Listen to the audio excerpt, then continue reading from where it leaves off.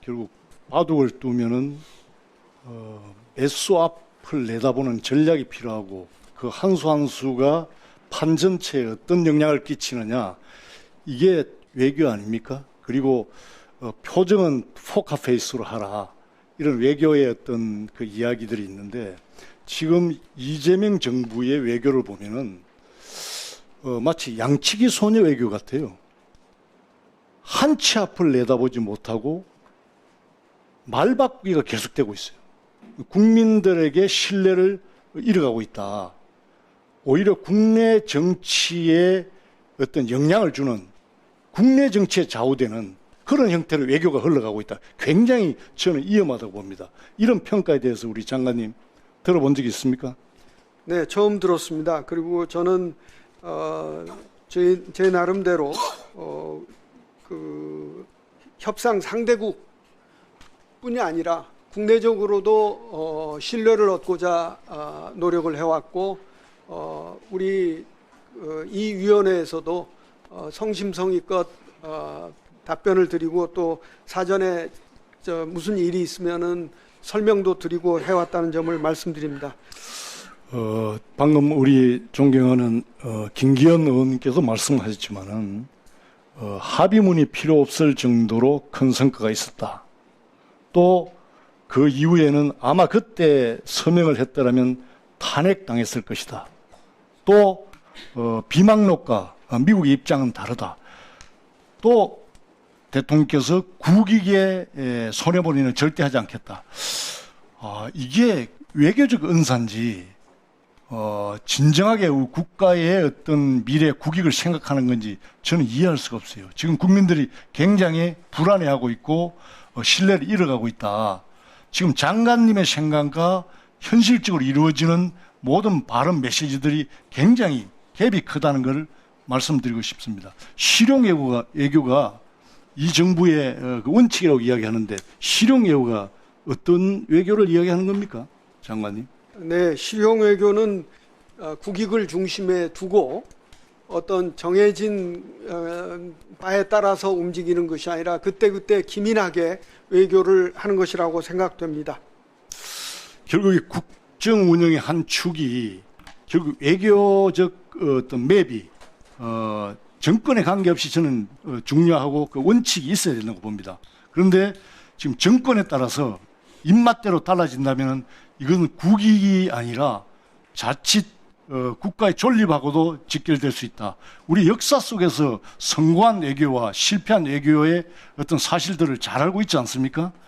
저는 실제 실용 외교라는 것은 집권 세력의 이념이라든지 또 감정이라든지 이거 좌지우지하면 안 됩니다. 그리고 국내 정치에 또 좌지우지돼서도 안 되고, 이걸 뛰어넘었을 때 진정한 국익이고 실용 외교라 저는 그렇게 보는데, 이 실용 외교하고는 지금 이 정부의 거리가 멀어지고 있다. 어떻게 평가합니까? 네, 전반부에 말씀하신 데에 대해서 전적으로 동의하고, 후반부의 평가에 대해서는 전적으로 동의할 수 없습니다. 그런 동의할 수 없다는 신빙성 있는 근거를 국민들에게 정확하게 또 알려야 된다, 이런 생각이 들고요. 지금 지난번 22일부터 9월 22일부터 26일 사이가 대통령의 유엔 방문, 뉴욕 방문 일정이었습니다. 그때 국내에서 김민석 총리께서 3,500억 대미 투자, 우리의 그 비자 문제의 해결 없으면은 이 진전이 안 될 수도 있다, 또 이런 발언을 했지 않습니까?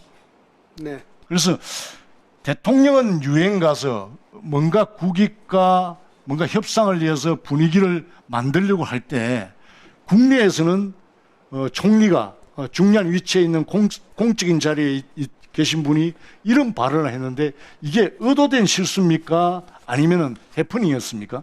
네, 그건 그 당시에 이제 3,500억 불의 그 패키지가 사실 당초 서로 예약이 됐던 것보다 좀 달라져 가지고 국무총리께서도 거기에 대한 문제점을 강하게 표현한 것으로 이해가 됩니다. 정말 그 대통령의 그 말씀 한마디 한마디 또 총리의 말씀 한마디 한마디는 분명한 메시지가 의미가 있어야 되고 출구 없는 전략이 돼서는 안 됩니다. 출구가 없으면 외교적으로 나중에 그게 결국 국익에 엄청난 손상이 가는 거 아닙니까? 그리고 실용 외교를 하면서 지금 대외적으로 비치고 있는 소위 자주파 동맹파 간의 갈등, 이게 굉장히 노정되고 있습니다. 이러한 부분이 과연 실용 외교의 그런 의미하고 맞는 건지 저는 엇박자다, 거꾸로 가고 있다.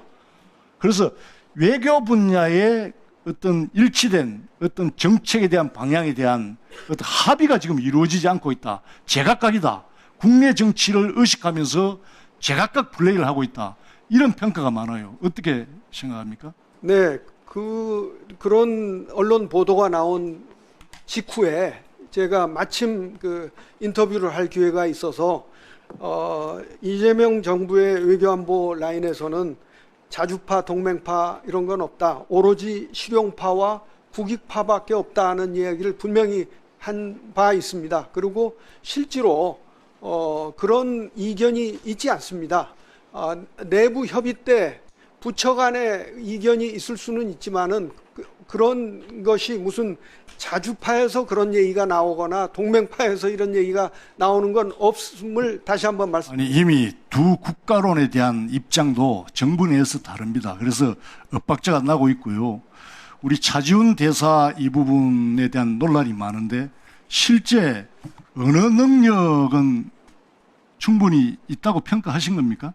네, 제가요, 우선 엄격한 공관장 자격 심사를 거쳤습니다.